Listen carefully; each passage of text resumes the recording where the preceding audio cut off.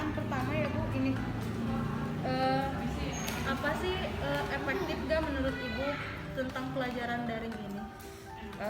Ada positifnya, ada negatifnya juga, ada kekurangan sama kelebihan. Kalau menurut saya sih bagus juga pembelajaran daring ya. Jadi anak juga terpacu untuk bisa belajar handphone, buka internet, buka Google, seperti aplikasi Zoom Meeting, Classroom, itu kan bagus ya.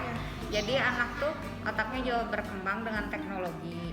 Tapi kelemahannya ya kita kalau ada kesulitan kadang-kadang susah menjelaskan. Kita harus bikin dulu video penjelasan, terus pas udah dibagiin videonya belum tentu mereka tuh nangkep semua. Terus karena kita nggak bisa kontrol, tidak semua mengerjakan tugas gitu. Kadang-kadang ada yang rajin banget gitu saking semangatnya.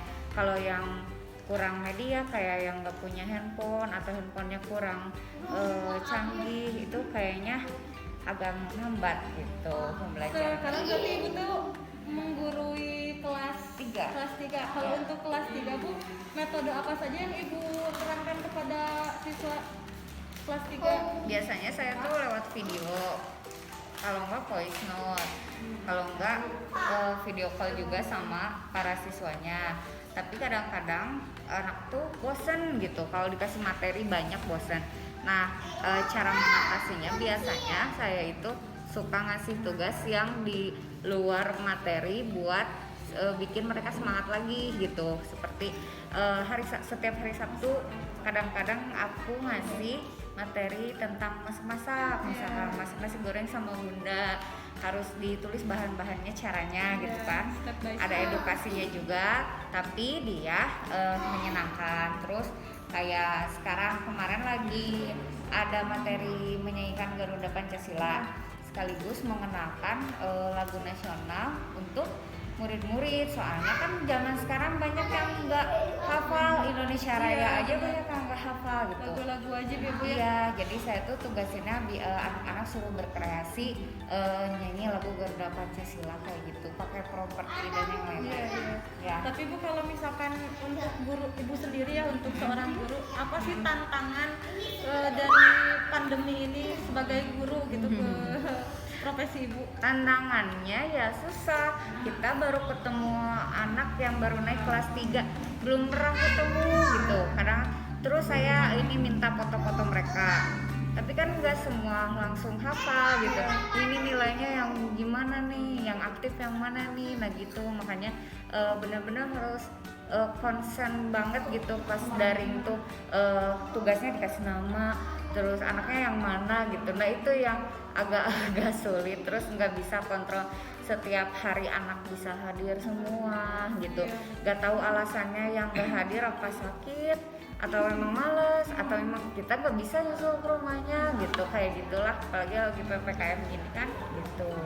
Terus Bu, apa sih keluh kesah siswa yang disampaikan ke guru gitu saat pembelajaran daring? Nulisnya males katanya, terus kebanyakan dibantuin sama orang tuanya karena dianya tuh nggak ada sosok yang mendisiplinkan gitu. Kalau di rumah kan bebas waktunya, saya kan juga kasih waktu, nggak harus jam segini harus beres karena ada yang orang tuanya kerja gitu, nggak ada di rumah, jadi sampai malam juga gitu. Kadang-kadang HP terus aja bunyi gitu kan, yang penting hari ini beres. Jadi ya gitu anaknya, ibu bosan, ibu kapan masuk, ibu pengen ketemu ibu, pengen tahu gurunya tuh yang seperti apa, yang mana, terus mengajarkannya seperti apa. Kan itu bisa dicontoh sama anak. Kalau dari agak sulit gitu, walaupun misalkan kita Zoom meeting video call tidak akan seseru pas kita ketemu langsung gitu. Terus Bu, yang terakhir nih, apa yang ingin Ibu sampaikan kepada pemerintah terhadap pandemi ini? Kalau saya sih karena guru ya mengikuti saja aturan pemerintah. Cuman kalau bisa ada kabar baik lah untuk dunia pendidikan. Inginnya sih tatap muka, walaupun misalkan nggak setiap hari gitu. Misalkan seminggu hanya 2 kali dibagi 2 gitu siswanya, atau jadwalnya dibedakan pagi siang gitu.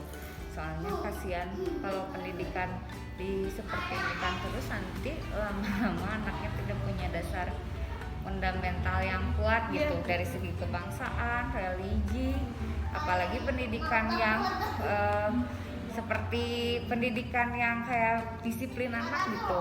Itu kan cuma ada di sekolah ya. Kalau di rumah kan pendidikan keluarga beda lagi gitu. Jadi anaknya lebih bebas lah sekarang. Agak takut juga, nggak ada batas. Paling segitu aja Bu, Ya. cukup pertanyaan dari saya. Terima Oke. kasih atas waktunya, Sama-sama. mengganggu kegiatan Ibu. Ya, nggak apa-apa. Ya paling gitu aja.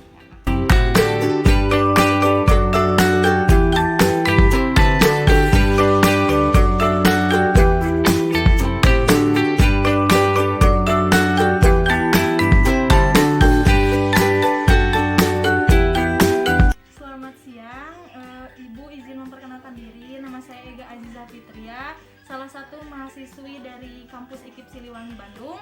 Kebetulan saya sedang melaksanakan KKN, yaitu siklus kedua, di mana programnya mewawancarai salah satu seorang guru di sekolah tertentu. Ibu izin, nama Ibu siapa? Nama saya Ibu Sherlita Dari sekolah SMP Pataruman. SMP Pataruman. Ibu izin, ada beberapa pertanyaan yang akan saya tanyakan kepada Ibu. Selebihnya itu kita diskusi mengenai pembelajaran online ini. Yang pertama Bu izin, pertanyaan yang pertama yaitu menurut Ibu pembelajaran daring ini bisa dikatakan efektif atau tidak? Menurut saya pribadi secara jujur ya, pembelajaran daring itu sebetulnya kurang efektif sih. Karena kebanyakan tugas-tugas siswa itu dikerjakan oleh orang tua, keluarga khususnya ya. Dan juga kebanyakan juga mereka banyaknya copy paste gitu kan dari Google gitu kan, dari internet. Nah, itu saja sih mungkin. Tapi kalau untuk dari siswa SMP sendiri ya Bu, tugasnya itu via ditulis atau misalkan via Word gitu. Kalau misalkan ditulis kan nanti dipoto ke grup atau kayak gimana Bu kalau dari SMP? Kalau dari SMP sih selebihnya kebanyakan sekarang kita yaitu tadi paling siswa tulis tangan dan nanti distorkan kepada saya, dan tapi tetap dari hardnya juga dari si tugas siswa itu harus tetap dikumpulkan. Nanti ada satu waktu di mana siswa diharuskan diwajibkan untuk mengumpulkan tugas yang telah sebelumnya kami berikan kepada mereka. Oh iya betul. Kalau misalkan untuk siswa SMP sendiri Bu, media pembelajaran apa yang dipakai selama pembelajaran daring ini? Selama ini kami menggunakan media pembelajaran Google Classroom, Zoom, dan juga WhatsApp group. WhatsApp group. Ya, WhatsApp group. Tapi Bu, kalau menurut Ibu sekarang ya di masa pandemi dan sekolah daring ini, banyak gak sih Bu siswa yang malas mengerjakan tugas atau nggak pernah absen gitu? Dan realitanya sih memang banyak sekali siswa yang bermalas-malasan. Kadang saat acara Zoom yang seharusnya siswa itu menggunakan pakaian formal ya, pakaian siswa seharusnya, mereka malah memakai pakaian biasa, jadi kesannya kurang sopan gitu.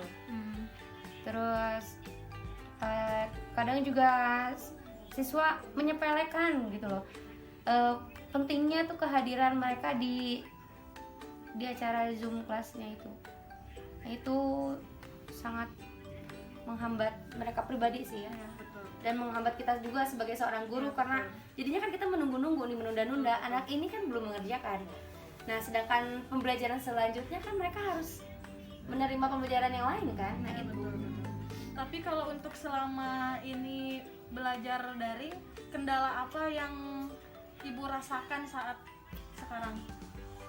Kendala yang saya rasakan selama daring ini ya, kendalanya itu ya untuk beberapa siswa yang dikatakan kurang mampu, mohon maaf, itu biasanya mereka kesulitan untuk mengumpulkan tugas, dan selain itu mungkin dari kuota kan ada sebagian yang dapat, ada yang enggak, itu mungkin. Terus dari apa ya, dari orang tuanya juga mungkin kadang kan HP ada yang ikut HP orang tua gitu loh, Nah si orang tuanya itu kadang terlupakan bahwa si anak tuh ada tugas dan ada pemberitahuan dari sekolah. Akhirnya si anak harus rela kan di akhir-akhiri gitu kan ya, ngumpulin tugasnya. Jadi ya itu aja sih mungkin kelalaian orang tua. Iya betul. Tapi kalau untuk kelebihan dan kekurangan saat belajar daring ini apa ya Bu? Untuk kekurangan belajar daring mungkin pemahaman siswa Iya. yang benar-benar kurang sekali pemahamannya kan. Jadi terus kita sebagai seorang guru khususnya tidak tahu bagaimana penguasaan si anak tentang pembelajaran A, B, dan C. Jadi kita tidak tahu sejauh mana mereka memahami pelajaran dan lain sebagainya. Dan untuk kelebihan mungkin sebagai siswa ya, sebagai penerus generasi bangsa, mereka Bisa lebih update gitu ya. jadi lebihnya tuh mereka diupdate, jadi tahu bagaimana cara penggunaan aplikasi-aplikasi. Terus mereka jadi ada kemauan untuk apa sih, mengeksplor internet itu seperti apa, hal apa saja yang mereka dapat dari internet. Betul. Dan banyak hal-hal yang positif sebetulnya kalau kita sebagai orang tua atau guru mampu mengarahkan anak ke yang lebih baik. Tapi ada nggak sih Bu, salah satu siswa misalkan lagi ada pembahasan di grup atau Zoom meeting, merasakan ibu pengen banget datang ke sekolah, pengen tatap muka gitu. Keluh kesah siswa apa saja yang disampaikan waktu belajar daring itu? Kalau kesah mereka yang sering saya dengar sih, mereka ya rindu Ya, belajar, rindu teman-temannya. Khususnya belajar kalau lebih ke pembelajaran, mereka pengennya diajarin sama guru gitu Ya, loh betul. katanya. Soalnya kata anak-anak tuh Nanyain ke orang tua belajar juga sama susah. orang tua itu malah nggak ngerti, banyaknya dimarahin Betul, katanya. betul. Apalagi Nah, yang itu. jenjangnya SMP gitu, kadang orang tua juga nggak mengerti gitu. Nah, apalagi mereka kan masa apa sih, dari perubahan apa sih, dari pola pikir Iya. anak-anak ke menuju ke dewasa kan. Makanya kadang orang tua juga kurang paham bagaimana cara menyikapi anak-anak dalam mengatasi belajar itu harus gimana gitu Iya, loh. betul.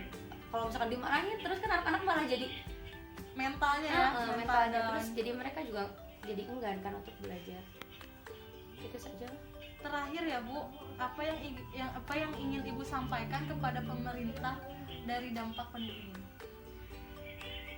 Hal yang ingin saya sampaikan Sebagai guru. ya, sebagai guru, saya berharap pemerintah lebih tepat memberikan arahan atau mungkin apa ya, masukan-masukan dari kita tuh. Selama ini kan guru cuman pengen sediakan aplikasi yang memang sudah meringankan pekerjaan guru, seperti misalkan ada satu aplikasi yang dimana guru tinggal mengisi, tinggal ngumpulin aja gitu loh. Ya, Jadi betul. kita nggak ribet, udah kita ngumpulin terus kita rekap. Nanti sewaktu-waktu kan kita nggak tahu datanya kan bisa Ya, kemana betul. aja. Nah kita pengen ada satu aplikasi yang bisa mempermudah pekerjaan kita di masa pandemi seperti ini ya, agar guru juga nggak capek 2 kali gitu loh. Itu karena harus mengumpulkan, nantinya berceceran gitu ya. Nah, kalau misalkan semisal seperti itu ya tidak apa-apa, mungkin memang itu adalah kewajiban kita. Iya, betul. Namun alangkah baiknya ya saling memudahkan lah ya. Karena mengingat terus ada satu aplikasi juga di mana guru itu harus membuat, ini kan sekarang membuat kayak PowerPoint kayak gitu. Iya, betul. Terus ada video-video Ya, media pembelajaran singkat. Nah, ya mohon untuk difasilitasi lah Ya, mungkin betul. ya, untuk membantu, karena mungkin untuk beberapa guru yang masih belum menjadi PNS. seperti itu, kami terhalang dan terkendala oleh dana itu kan. Sedangkan pembelajaran itu kan harus tetap diupdate kan. Iya, betul. Jadi terus kita harus putar otak gimana nih biar anak Cara pendekatan ke anak juga. belajar, tetap belajar tapi tetap enak gitu loh, happy gitu ya, happy. Iya. Apa? Itu saja mungkin. Paling itu saja Bu yang saya tanyakan. Selebihnya Ibu terima kasih banyak atas waktu dan kesempatannya sudah bisa mengobrol bareng Ibu. Ya, mohon maaf juga mungkin Ya. ada